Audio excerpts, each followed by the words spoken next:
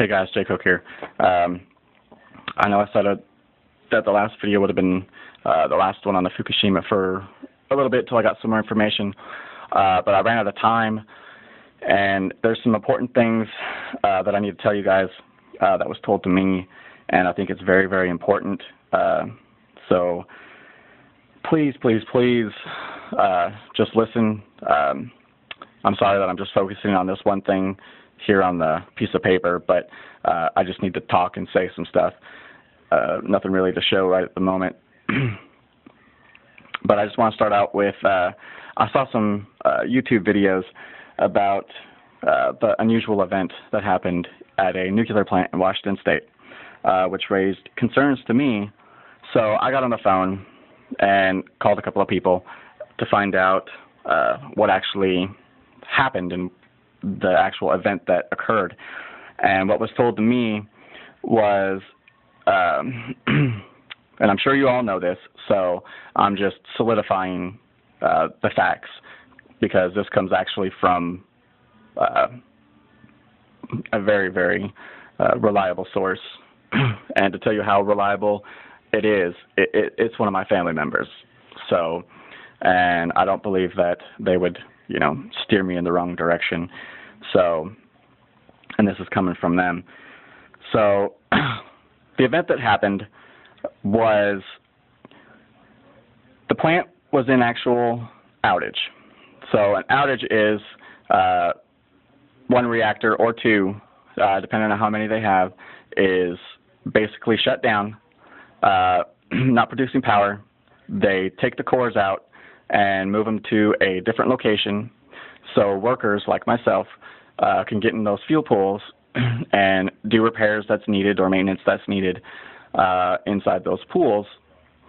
And they purge all the lines, so when we cut into any of these pipes, there's no back pressure or no chemicals or anything in those lines before we cut into them. This pipe that they cut into, and I've seen the cut, and they say that the pipes were flushed out, but in all actuality, hydrogen can actually hide in pockets or crevices or still remain even if you try to blow it out. Apparently they didn't blow it out good enough, and it was still semi-pressurized with a little bit of hydrogen gas on the inside. So they started cutting, and the sparks basically ignited what hydrogen was left. So they got a really big flash and a bang. Nobody was injured. There was no fatalities. There was no damage. It was just a quick little 1 second little blast. They probably can't hear right at the moment, and they're probably still seeing spots, and it probably scared the crap out of them to where they had to go change their underwear.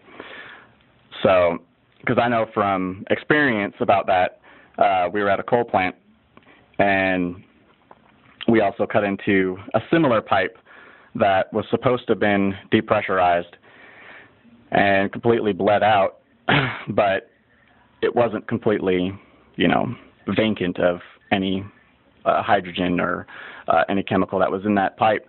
And I proceeded to cut on it, and this was underwater, so it wasn't as bad, but it hurt a hell of a lot more than it would, on the surface. So I was cutting into the pipe, and all of a sudden I hit a hydrogen pocket and a loud explosion, and it was only me under the water, so there was nobody else to get injured or be involved in it. And it was such an explosion that it took my faceplate and rammed it into my nose and pretty much gave me a bloody nose. I couldn't hear for a week, and I was seeing spots for days. But that's pretty much the extent of what happened there. Under the water is a little bit more because you have a pressure wave that comes out. So, and that's a lot of force when that explosion takes place. Now we have, lots of other things like burning rods and stuff like that that use magnesium, and the byproduct of magnesium is hydrogen, and you'll get little pops and little bursts and explosions and stuff like that if you get some buildup in like a little pocket or whatever. And you know, I've been hit by those quite a few times, and pretty much every diver has. It's just, you know, comes along with the territory. You know the dangers about going under the water before you go, so you're taking your own risk at doing something dangerous, but, you know, it's got to be done. So all in all, that was the actual occurrence.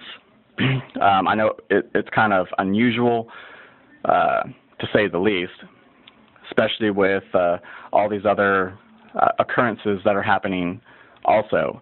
It just all kind of fishy in a way, but this really isn't something to be too concerned about. Now I could see if it, you know, caused massive damage or, you know, injured people or, you know, was unexpected or nobody cut into a pipe, then yeah, okay, you know, there's a little bit more cause for concern there. But since it was, you know, an error, so to speak, it's not too big of an issue. So that's what I wanted to tell you guys about that. And this also came to me. I got a text message, and it's about all the radiation all around. And this is on the West Coast, so, you know, it obviously is a lot higher there. And, you know, they couldn't really tell me too much information just because they're closely monitored. And he even said that the security is quite high.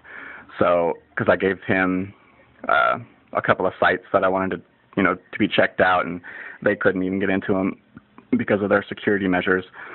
So, but he told me about some levels around here. I sent him a video of what I did, and we were in class last week or so, the last time it rained. I mean, it just rained now, but the last time it rained, and we went outside with some of the meters that we've got around here, and, you know, we started doing some testing, and, you know, it wasn't too bad, but the levels were actually, you know, higher than they should have been. And it rained. We took a towel, wiped off one of the tables, and put it in a bag, took it inside, and immediately tested that rainwater in the towel. And all of a sudden, the meter jumped over to, you know, over 2,000 just almost instantly. So I sent this person, you know, all the information and the results on the meter and pictures and all this other stuff. And what I got in response was, the rad is bad. Keep the rad out of your body. Wash your hands as many times as possible when you're outside, as soon as you come inside. When it rains, wear a jacket with a hood outside.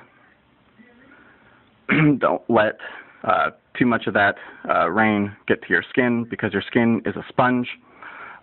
Before you go back inside, leave your jacket outside.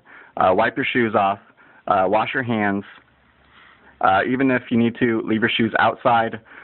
Keep close an eye on your children.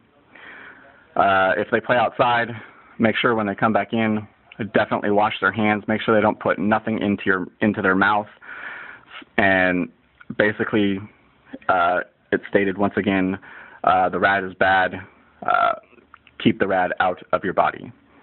So I wanted to definitely tell you guys that, and I think it's extremely important, very, very critical, and I really hope that you guys listen to what I'm saying, because I do, you know quite a bit of what I'm talking about, and a lot of these facts and information are coming from, you know, very, very viable sources, and I have no reason to doubt or to distrust what they're, you know, saying to me. And they're saying quite a bit, and I know they can't say everything, but they're saying as much as they possibly can without getting themselves in trouble. And I can understand about, not wanting to get in trouble and all that other stuff, because it just brings a whole lot of needless issues. But I'm going to reiterate it again. Keep the rad out of your body, guys. Wash your hands. Try not to be out in the rain too much. Wear a rain jacket. Leave that jacket outside. Wipe your feet. I mean, if you have to, leave your shoes outside. Start getting some bottled water before things get a little bit too crazy.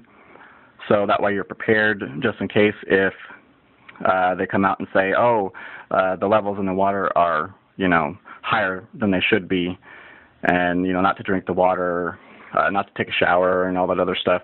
That way you're prepared in advance with, gallons of water if you need to. Walmart, they're like 83 cents for a gallon, so I've already stocked up on, quite a few.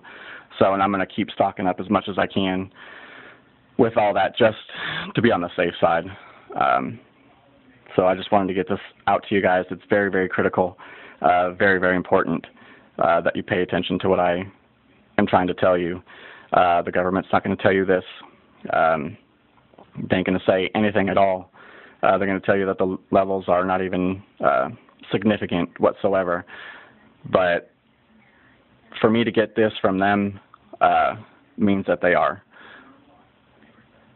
So take care, guys, and I hope you listen, and I hope you pay attention to this.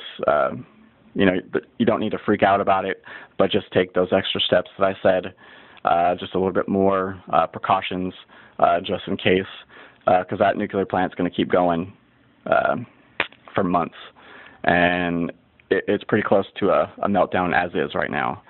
So just keep your eyes open, your ears peeled, just everything, and just pay attention, and just be safe and be cautious.